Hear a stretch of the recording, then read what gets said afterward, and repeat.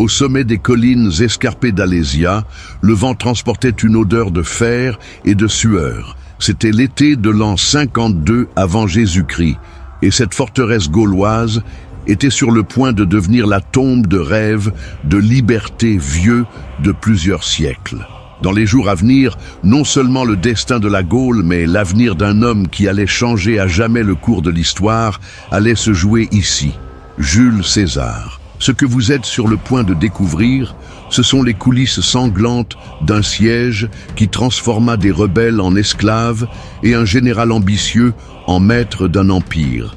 La chaleur étouffante du mois de juillet pesait sur les plaines de Bourgogne lorsque les dernières colonnes de l'armée gauloise émergèrent des brumes matinales, grimpant péniblement les pentes abruptes menant à la forteresse d'Alésia.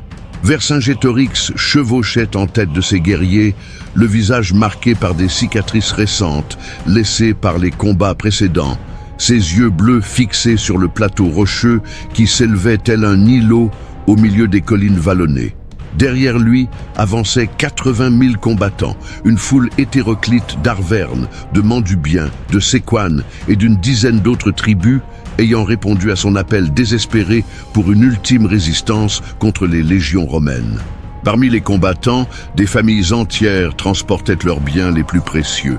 Des enfants agrippés aux mains de mères anxieuses, des anciens s'appuyant sur des bâtons de fortune, tous fuyant l'avancée implacable des aigles romains qui, depuis des mois, ravageaient systématiquement chaque village, chaque champ cultivé, chaque trace de la vie qu'ils avaient connue. La forteresse d'Alésia se dressait fièrement au sommet d'un plateau dominant toute la région environnante. Ses remparts de pierre, érigés par les ancêtres qui avaient intelligemment exploité les dénivelés naturels du terrain pour créer des défenses presque imprenables. Du côté est, des falaises abruptes descendaient vertigineusement sur plus de 100 mètres jusqu'à la vallée de l'Auze, tandis que les pentes ouest et sud présentaient des déclivités moins sévères, mais suffisamment raides pour décourager tout assaillant prudent. Seul le versant nord offrait un accès relativement aisé par une route sinueuse, raison pour laquelle des générations de chefs gaulois avaient choisi cet emplacement pour y bâtir leurs fortifications les plus solides. À l'intérieur des murs, des greniers souterrains abritaient des provisions accumulées au fil d'années de récoltes abondantes, des puits artésiens fournissaient de l'eau pure même durant les étés les plus secs, et des forges fumantes produisaient sans relâche de nouvelles lances, épées et pointes de flèches pour armer les défenseurs.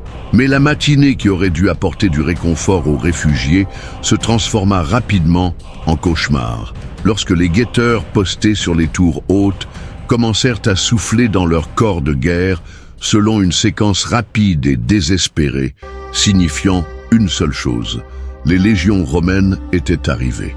Du fond de la vallée émergeait une procession ordonnée et menaçante de casques brillants, de boucliers rouges alignés en formation parfaite et de bannières flottant au vent, portant les symboles du pouvoir de Rome. En tête chevauchait un homme d'âge mûr, chauve, vêtu d'une armure simple mais impeccablement polie, observant le terrain environnant d'un regard calculateur d'ingénieur expérimenté. César avait passé les dernières semaines à étudier des rapports détaillés sur Alésia, à interroger des prisonniers, à consulter des cartes dessinées par des espions infiltrés, et il voyait maintenant de ses propres yeux ce qu'il avait pressenti. La forteresse était pratiquement imprenable par des méthodes conventionnelles d'assaut. Les tribuns militaires qui accompagnaient César murmuraient nerveusement entre eux, désignant les murailles apparemment infranchissables et évaluant mentalement les pertes effroyables que toute tentative d'escalade entraînerait pour les légions. Certains suggéraient un blocus partiel destiné à forcer les Gaulois à sortir combattre en terrain découvert. D'autres proposaient d'encercler uniquement les principaux accès et d'attendre que la famine fasse son œuvre. Mais César restait silencieux, ses yeux parcourant méthodiquement chaque ravine, chaque élévation, chaque ligne d'approche possible, son esprit imaginant déjà quelque chose que ses subordonnés jugeraient impossible. Lorsqu'il prit enfin la parole, sa voix était calme, mais empreinte d'une détermination qui fit taire instantanément tous les officiers. « Nous allons entièrement encercler la ville. » Pas un seul rat ne doit pouvoir entrer ou sortir d'ici sans notre permission. L'audace de la proposition laissa même les centurions les plus expérimentés momentanément muets. Encercler complètement Alésia signifiait construire des fortifications autour de tout le périmètre du plateau. Une œuvre d'ingénierie qui exigerait des milliers d'hommes travaillant sans relâche pendant des semaines, alors que les Gaulois pouvaient attaquer à tout moment pour interrompre les travaux. Pire encore, cela impliquait de diviser les forces romaines sur une ligne défensive s'étendant sur près de 15 kilomètres, transformant les assiégeants en assiégés si une armée de secours venait en aide à Vercingétorix. Mais César avait déjà pris sa décision. Et quand Jules César prenait une décision, tout l'univers semblait se plier à sa volonté. Les premières pelles commencèrent à creuser avant même que le soleil n'atteigne son zénith. Des milliers de légionnaires se répandirent sur les collines environnantes, chaque cohorte recevant un secteur précis à fortifier, chaque centurie transportant des outils qui scintillaient sous le soleil brûlant. Le bruit métallique du fer frappant la pierre résonnait sans cesse dans les vallées, entrecoupé par les cris des officiers coordonnant les travaux et le grincement des chariots apportant du bois coupé dans les forêts voisines. César avait établi son quartier général sur une hauteur, offrant une vue complète sur l'ensemble de l'opération. Et c'est de là qu'il dirigeait personnellement chaque aspect de la construction, envoyant constamment des messagers pour ajuster le tracé des fortifications, accélérer les travaux dans les secteurs critiques ou renforcer les points où la résistance gauloise était la plus vive. À l'intérieur d'Alésia, Vercingétorix observait l'activité frénétique des Romains avec un mélange d'incrédulité et d'inquiétude croissante. Ses premières tentatives d'interrompre les travaux s'étaient soldées par de petites escarmouches sans lendemain, où des groupes de guerriers gaulois dévalaient les pentes pour se heurter aux formations disciplinées de légionnaires protégeant les ouvriers. Chaque heure qui passait, les défenses romaines devenaient plus solides et plus étendues, transformant progressivement ce qui avait commencé comme un refuge sûr en un piège sans issue. Pendant les réunions nocturnes avec ses commandants tribaux, Vercingétorix tentait de maintenir le moral en parlant des armées de secours qui viendraient certainement à son aide. Mais ses yeux trahissaient la préoccupation grandissante d'un chef qui commençait à mesurer l'ampleur du défi qu'il affrontait. La première ligne de fortification romaine, que les ingénieurs militaires appelaient la circonvallation, prenait forme avec une précision qui impressionnait même leurs ennemis, observant depuis les remparts d'Alésia. Il ne s'agissait pas d'une simple barrière improvisée, mais d'un système complexe de défense multiples conçu pour repousser toute tentative de fuite des assiégés. La base de cette construction était une tranchée profonde de 3 mètres sur 3 mètres, creusée dans le sol rocailleux à coups de pioches et de leviers, s'étendant sans interruption autour de tout le périmètre du plateau. Derrière cette tranchée, une palissade de troncs effilés s'élevait à 4 mètres au-dessus du sol, chaque pieu soigneusement disposé pour offrir une couverture maximale aux défenseurs romains, tout en créant des obstacles infranchissables pour tout assaillant. Mais les véritables chefs-d'œuvre mortels étaient les pièges ingénieusement répartis devant les fortifications principales. Les ingénieurs romains avaient creusé des milliers de trous peu profonds selon des motifs apparemment aléatoires, chacun contenant des pieux acérés recouverts de branchages et de feuilles, rendant le piège pratiquement invisible pour quiconque courait dans l'obscurité. Ces pièges, appelés loups par les soldats en raison de leur nature prédatrice, étaient complétés par des obstacles encore plus diaboliques appelés lys. Des trous plus profonds en forme de entonnoir ou des pieux disposés en angle assuraient que toute personne tombant à l'intérieur ne pourrait jamais en sortir vivante. La touche finale était constituée par les stimuli, des troncs de bois hérissés de pointes de fer plantés selon des angles mortels, disposés comme une forêt de lances, rendant impossible toute charge de cavalerie contre les positions romaines. Durant les nuits fraîches de juillet, les travaux continuaient sans relâche, à la lumière de milliers de torches, transformant le chantier en un spectacle infernal, visible à des kilomètres à la ronde. Les légionnaires, ayant marché des centaines de kilomètres durant la journée, travaillaient par roulement la nuit, leurs silhouettes sombres se mouvant comme des fantômes à la lueur rougeoyante des feux. César dormait rarement plus de 3 heures d'affilée, circulant constamment entre les différents secteurs de la construction, vérifiant chaque détail en personne, ajustant les plans au fur et à mesure que le terrain révélait de nouveaux défis, et inspirant par sa présence inlassable une dévotion qui transformait des soldats ordinaires en artisans de la guerre. La pression psychologique sur les assiégés augmentait à chaque lever de soleil, révélant de nouveaux progrès dans les fortifications romaines. Depuis les remparts, les guerriers gaulois contemplaient en silence l'anneau de fer qui se refermait inexorablement autour de leur forteresse, tandis que les femmes commençaient à compter et recompter les réserves de nourriture avec une anxiété croissante. Les enfants, d'abord enthousiasmés par l'aventure d'être dans une forteresse assiégée, sentaient désormais la tension des adultes et posaient des questions auxquelles on ne pouvait répondre avec réconfort.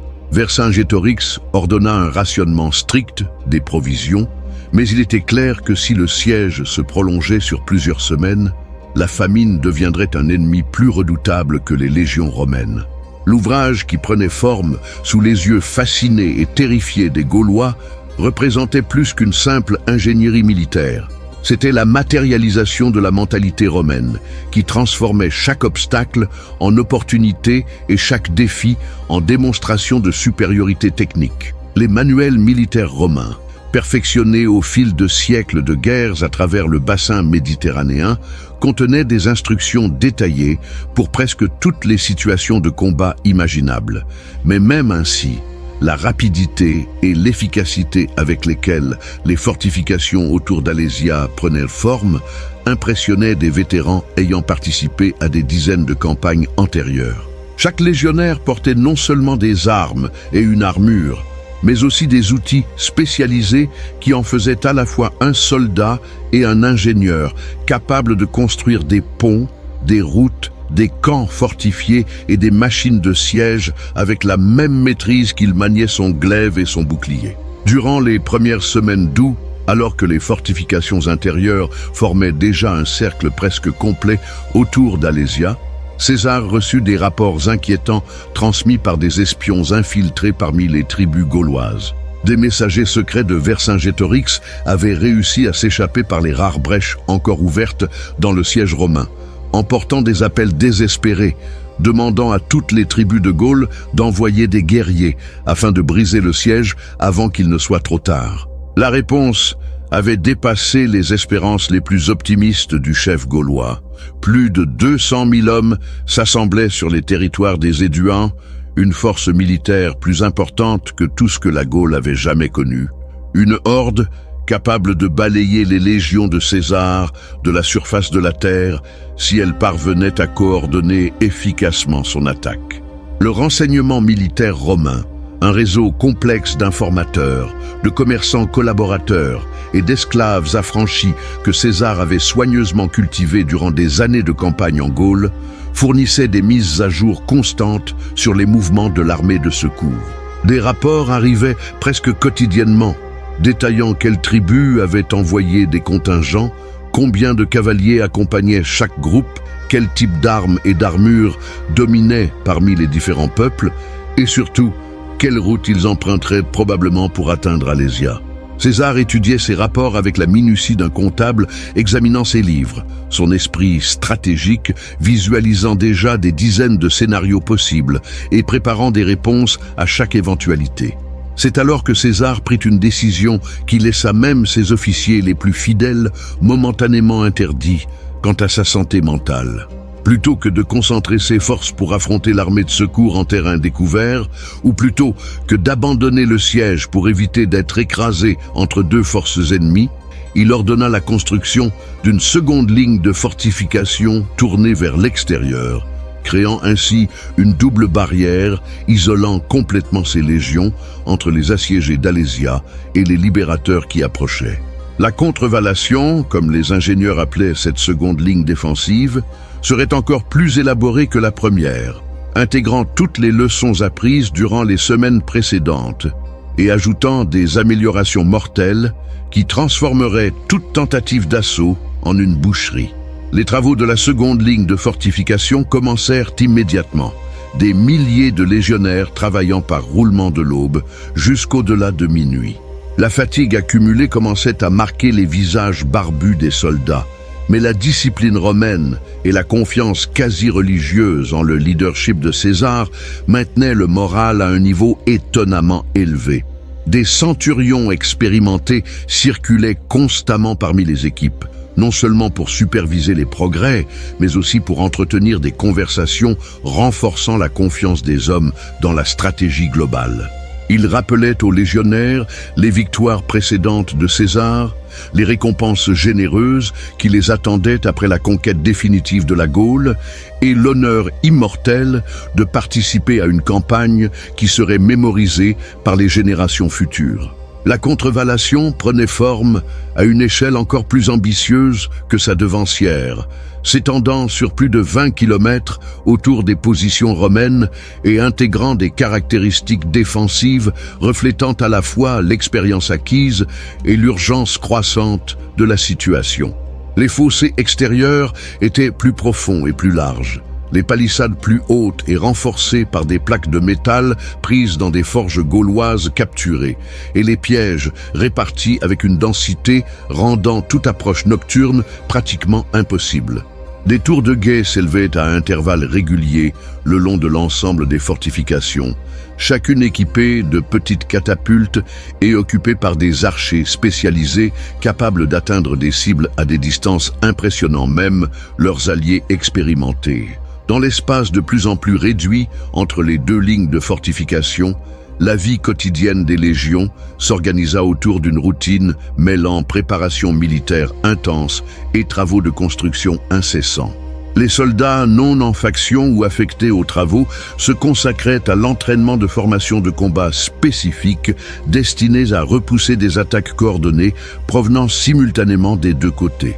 César avait développé des tactiques précises pour cette situation unique, où ses troupes devaient maintenir deux fronts défensifs complètement indépendants, tout en conservant des réserves mobiles capables de renforcer rapidement tout secteur menacé. Les nouvelles concernant l'armée de secours devenaient chaque jour plus alarmantes. Des espions rapportaient que la coalition gauloise avait choisi comme commandant suprême un cousin de Vercingétorix nommé Vercassivelaounos, un guerrier vétéran dont la réputation de férocité au combat était connue dans toute la Gaule.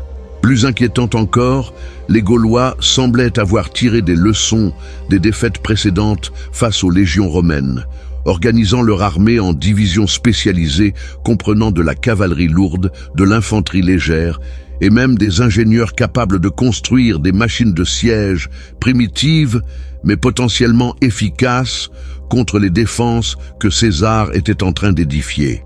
Alors que août cédait la place à septembre, la tension dans le camp romain atteignait des niveaux presque insoutenables. Les guetteurs postés sur les tours signalaient fréquemment des groupes de cavaliers gaulois observant les fortifications à distance, semblant reconnaître le terrain et identifier des points vulnérables pour de futurs assauts.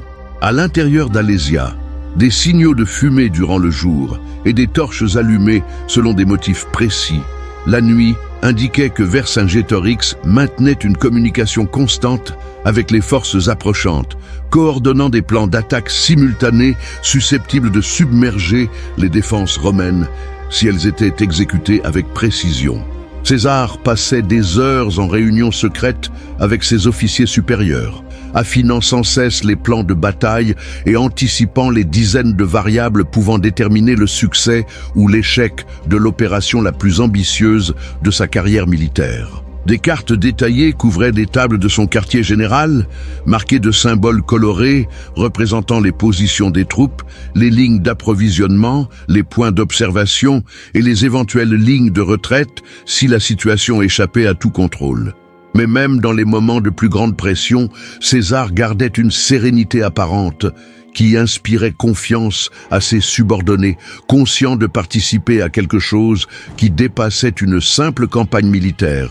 C'était un pari avec le destin lui-même, où la victoire signifierait une gloire éternelle et la défaite pourrait entraîner l'anéantissement total des légions les plus expérimentées de Rome. L'horizon oriental commença à révéler les premiers signes de la tempête qui approchait lorsque des guetteurs nerveux signalèrent des colonnes de poussière au loin, ne pouvant signifier qu'une chose. 200 000 guerriers gaulois marchaient vers Alésia. Le son des tambours de guerre résonnait faiblement à travers les vallées, encore trop lointain pour être menaçant, mais gagnant progressivement en intensité à mesure que des milliers de pas avançaient inexorablement vers l'affrontement qui déciderait non seulement du sort de la Gaule, mais peut-être de l'avenir de tout le monde méditerranéen. César savait que les semaines à venir mettraient à l'épreuve non seulement son génie militaire, mais l'essence même de ce que signifiait être romain à une époque où Rome s'apprêtait à devenir maîtresse absolue du monde connu. Les premiers roulements de tambour n'étaient encore qu'un murmure lointain lorsque les guetteurs des tours hautes des fortifications romaines commencèrent à distinguer à l'horizon est une tache sombre, grandissant progressivement contre le ciel pâle de l'aube.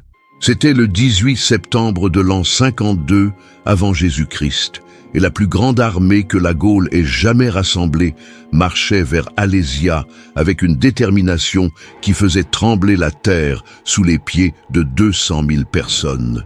Vercassivélonos chevauchait en tête de cette foule hétéroclite, son armure de bronze brillant sous les premiers rayons du soleil, portant sur ses épaules la responsabilité de sauver non seulement Vercingétorix et les défenseurs assiégés, mais l'indépendance même de son peuple face à la machine militaire la plus efficace que le monde ait jamais connue. La scène qui s'offrait aux yeux des défenseurs romains était à la fois magnifique et terrifiante. Différentes tribus avançaient regroupées sous leurs propres étendards colorés, formant une mosaïque vivante de cultures rarement unies, mais désormais unies par une cause commune. Des cavaliers helvètes galopaient sur les flancs de la colonne principale, leurs montures nerveuses, soulevant des nuages de poussière, s'élevant comme de l'encens devant un autel de guerre. Des guerriers germains, recrutés avec des promesses de butin abondant, brandissaient des haches doubles qui luisaient menaçantes à la lumière matinale. Des archers belges tendaient leurs cordes et vérifiaient leurs carquois remplis de flèches spécialement conçues pour percer l'armure romaine. C'était une force capable de conquérir n'importe quelle cité gauloise par un assaut direct, mais qui se préparait maintenant à briser les défenses les plus élaborées que les ingénieurs romains aient jamais construites. César observait l'approche de l'armée ennemie depuis une tour de guet spécialement érigée pour offrir une vue complète sur les deux fronts que ses légions devraient défendre simultanément. À ses côtés, les tribuns murmuraient nerveusement leurs estimations du nombre d'ennemis, mais César restait silencieux, son esprit calculant non seulement les quantités, mais aussi les qualités, repérant dans la masse apparemment chaotique des signes d'organisation révélant le niveau de coordination atteint par les Gaulois.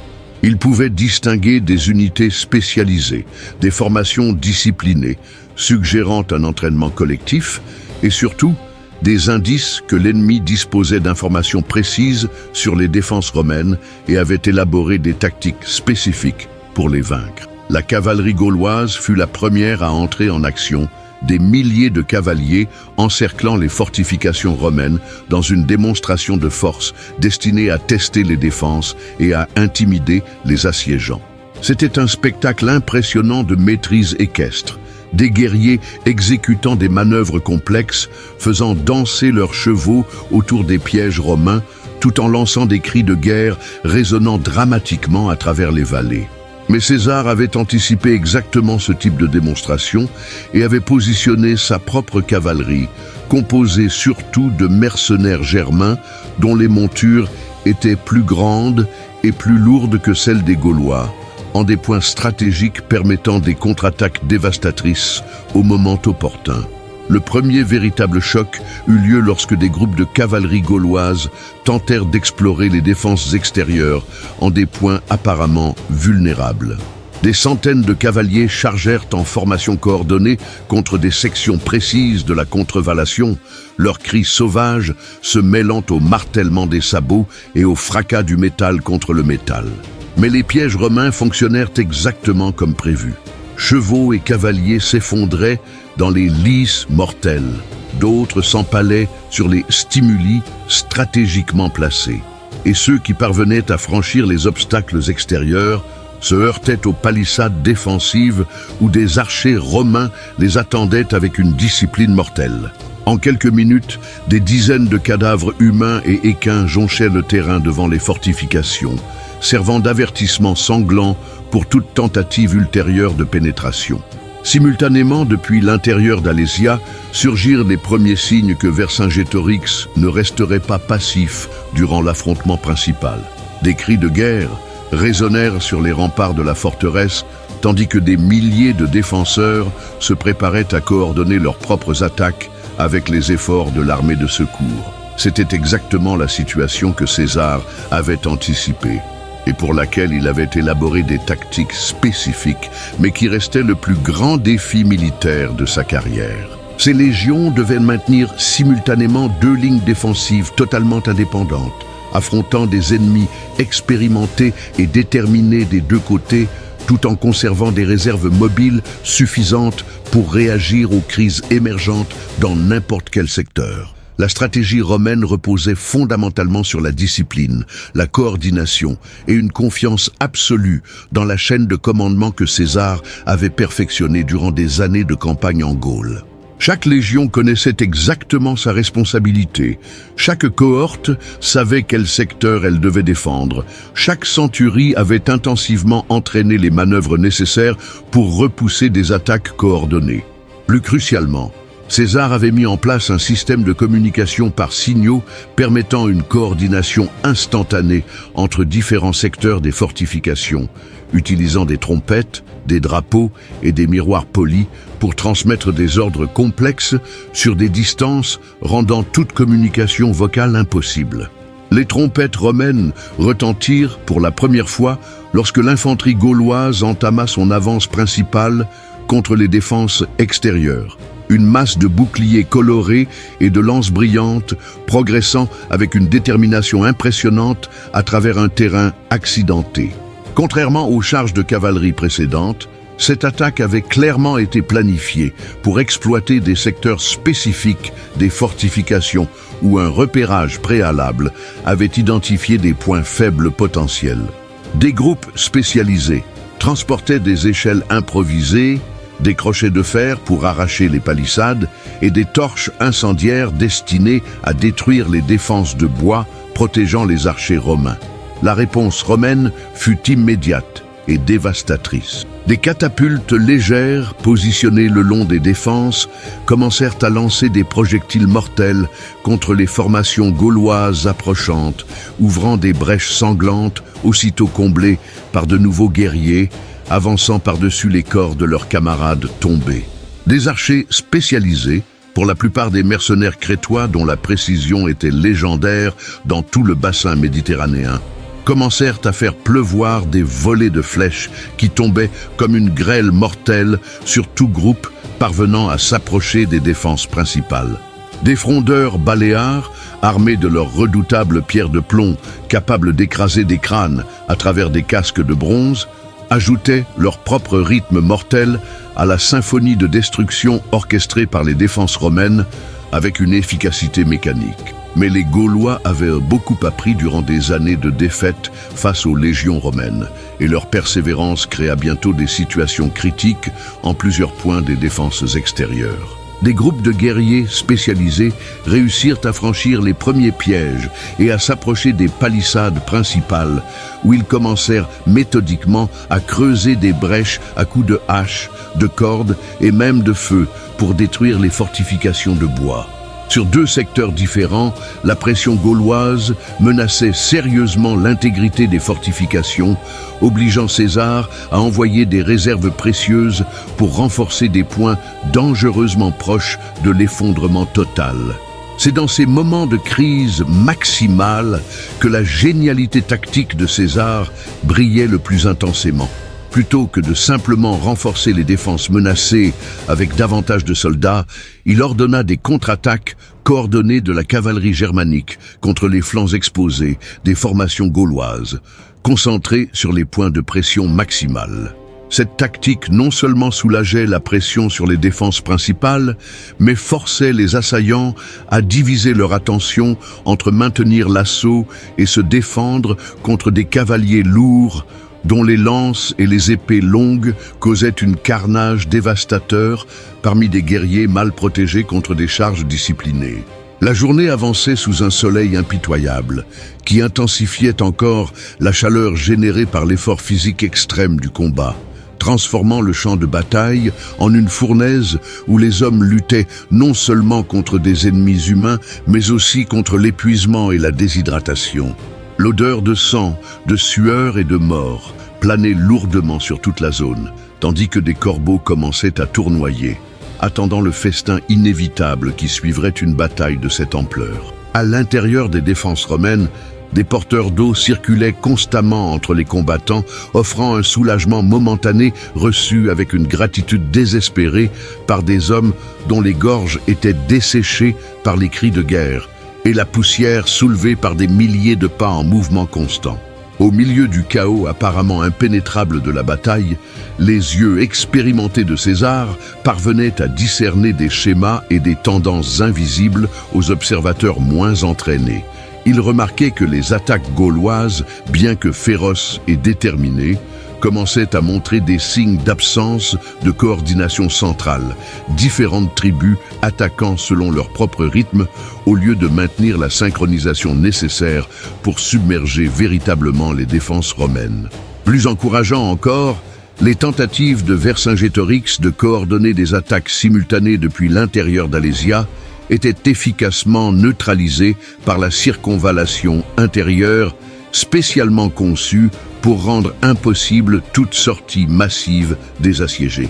C'est alors que César prit la décision qui transformerait une bataille défensive en une victoire offensive décisive. Observant qu'un secteur précis des défenses extérieures subissait une pression extrême et que les Gaulois y avaient concentré leurs meilleures troupes, il ordonna à ses réserves mobiles d'exécuter une manœuvre que ses officiers auraient jugée suicidaire dans tout autre contexte. Plutôt que de renforcer directement le secteur menacé, César ordonna un contre-attaque coordonné, envoyant la cavalerie germanique dans un vaste mouvement tournant qui attaquerait l'arrière-garde de l'armée de secours, tandis que simultanément, l'infanterie romaine effectuerait une sortie limitée par une section apparemment vulnérable de ses propres défenses.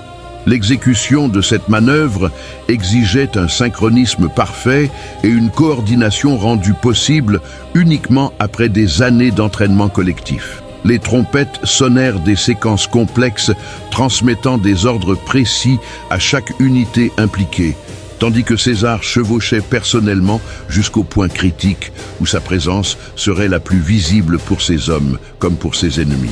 Sa cape rouge de commandant, facilement identifiable même à distance, devint un phare, guidant toute l'opération, tandis qu'il dirigeait personnellement les mouvements qui pourraient déterminer non seulement l'issue de la bataille, mais aussi son avenir politique à Rome. La cavalerie germanique exécuta son mouvement tournant avec une précision qui impressionna même les vétérans habitués à l'efficacité militaire romaine. Plus de 3000 cavaliers lourds, montés sur des chevaux spécialement sélectionnés pour leur force et leur endurance, décrivirent un large arc les conduisant sur les flancs des forces gauloises alors que celles-ci restaient concentrées sur leurs assauts frontaux contre les fortifications. Le bruit des sabots galopants grandit progressivement jusqu'à devenir un tonnerre, faisant trembler la terre, précédant de peu l'impact dévastateur des lances de cavalerie contre des formations d'infanterie soudainement prises à revers, alors qu'elles tentaient encore de pénétrer les défenses romaines devant elles. La panique qui s'empara des rangs gaulois fut instantanée et dévastatrice. Des guerriers qui, un instant auparavant, avançaient courageusement contre les palissades romaines, se retrouvèrent soudain encerclés et attaqués de plusieurs directions, sans temps pour réorganiser leur formation ou établir des défenses adéquates contre un type d'attaque pour lequel ils n'étaient pas préparés. Le cri de guerre des Germains, une clameur sauvage résonnant comme les hurlements de loups affamés, se mêlait au son du métal tranchant chair et os dans une symphonie mortelle annonçant l'effondrement imminent de la résistance gauloise. Mais ce fut la sortie de l'infanterie romaine qui transforma la panique gauloise en défaite totale. 2000 légionnaires vétérans, menés personnellement par César, jaillirent par des portes secrètes des fortifications et formèrent la redoutable formation en coin qui avait brisé des lignes ennemies lors de dizaines de batailles précédentes. Ce n'étaient pas des recrues nerveuses livrant leur premier combat, mais des soldats endurcis par des années de campagne, connaissant intimement chaque manœuvre, chaque ordre, chaque technique transformant des individus en composants d'une machine collective de destruction. Leurs boucliers s'alignaient parfaitement, leurs lances pointaient à un angle mortel coordonné, et leurs cris de « Roma Victrix » résonnaient avec la confiance d'hommes, sachant qu'ils combattaient non seulement pour la victoire, mais pour une gloire immortelle. L'impact triple de la charge de cavalerie, de la sortie d'infanterie et de la pression continue des défenseurs sur les fortifications provoqua un effondrement en cascade qui se propagea à travers toute l'armée gauloise comme un feu dans une forêt sèche. Des unités ayant maintenu cohésion et discipline durant des heures de combat intenses découvrirent soudain que leur chaîne de commandement était rompue, que leur ligne de ravitaillement avait disparu et que des ennemis surgissaient de directions censées être sûres. La confiance qui avait soutenu 200 000 guerriers durant des semaines de préparation s'évapora en quelques minutes, remplacée par une peur primitive, transformant une armée disciplinée en une foule désespérée, cherchant seulement à fuir la boucherie qui les entourait. Vercassivellaonos tenta désespérément de regrouper ses forces, galopant furieusement entre les différents secteurs de ses troupes en déroute, tout en criant des ordres que peu pouvaient entendre au-dessus du chaos de la bataille. Son courage personnel était incontestable. Il continua de se battre même quand il devint clair que la situation était perdue, essayant au moins d'organiser une retraite sauvant le plus grand nombre possible de ses hommes. Mais la logistique de coordonner une retraite ordonnée de 200 000 hommes, sous la pression d'un ennemi attaquant de multiples directions, dépassait les capacités de tout commandant, quelle que soit son expérience ou sa détermination. La poursuite romaine fut limitée, mais dévastatrice. César savait qu'il ne pouvait risquer ses forces dans une poursuite prolongée qui les exposerait à des contre-attaques ou des embuscades. Mais il ordonna à la cavalerie germanique de continuer à harceler les colonnes gauloises en retraite suffisamment longtemps pour s'assurer qu'elles ne puissent se regrouper et tenter une seconde attaque. Les résultats furent effroyables. Des milliers de guerriers gaulois tombèrent durant la fuite chaotique, non en combat honorable, mais piétinés par leurs propres compagnons ou abattus par derrière alors qu'ils fuyaient désespérément un champ de bataille devenu un abattoir. À l'intérieur d'Alésia, le bruit de la bataille avait été clairement audible toute la journée, permettant à Vercingétorix et ses défenseurs de suivre les hauts et les bas du combat à travers les variations d'intensité des cris de guerre et du fracas des armes. Pendant les premières heures, lorsque les attaques gauloises semblaient progresser, un espoir prudent s'était répandu parmi les assiégés. Mais à mesure que la journée avançait et que les sons de combat s'éloignaient de la forteresse, il devint évident que quelque chose avait terriblement mal tourné dans les plans de libération. Le silence qui descendit sur les champs autour d'Alésia à la tombée du jour était plus éloquent que n'importe quel rapport officiel. Là où résonnaient quelques heures plus tôt les cris de 200 000 guerriers déterminés à libérer leurs frères assiégés, seuls désormais tournoyaient des corbeaux et des loups parmi les cadavres dispersés sur le terrain ravagé. Les feux du camp romain brillaient calmement au loin, leurs flammes stables contrastant dramatiquement avec le chaos et la destruction qui avait marqué les heures précédentes. C'était le silence de la défaite totale, de la fin de rêve ayant soutenu la résistance gauloise durant des années de lutte désespérée contre l'impérialisme romain. Durant les semaines suivant la destruction de l'armée de secours, une atmosphère de désespoir croissant s'installa derrière les murs d'Alésia. Les provisions, déjà rares avant la bataille, diminuaient rapidement à mesure que le rationnement devenait de plus en plus sévère. Des enfants pleuraient sans cesse de faim, leurs voix faibles résonnant dans les couloirs de pierre comme des lamentations de fantômes. Des femmes ayant perdu mari et fils au combat marchaient comme des somnambules dans les ruelles étroites, leurs yeux vides reflétant une douleur allant au-delà de toute souffrance physique. Des guerriers vétérans ayant combattu courageusement durant des décennies contemplèrent leurs armes avec une mélancolie plus éloquente que n'importe quel discours sur l'honneur ou la gloire. Vercingétorix faisait face à la décision la plus difficile de sa vie de chef. Chaque choix qu'il prenait désormais affectait non seulement le destin militaire de sa cause, mais la survie physique de dizaines de milliers de personnes ayant confié leur vie et celle de leur famille à son leadership. Les réunions du conseil tribal devenaient des séances douloureuses où des commandants expérimentés débattaient entre reddition humiliante et résistance suicidaire, chaque alternative portant des conséquences terribles que personne ne voulait pleinement envisager. Des propositions désespérées surgissaient et étaient rejetées avec la même rapidité. Certains suggéraient une tentative de fuite nocturne en petits groupes, abandonnant les civils et espérant que quelques guerriers au moins pourraient s'échapper pour poursuivre la résistance ailleurs. D'autres proposaient un dernier assaut suicidaire contre les fortifications romaines, préférant mourir en combattant plutôt que de périr lentement par inanition.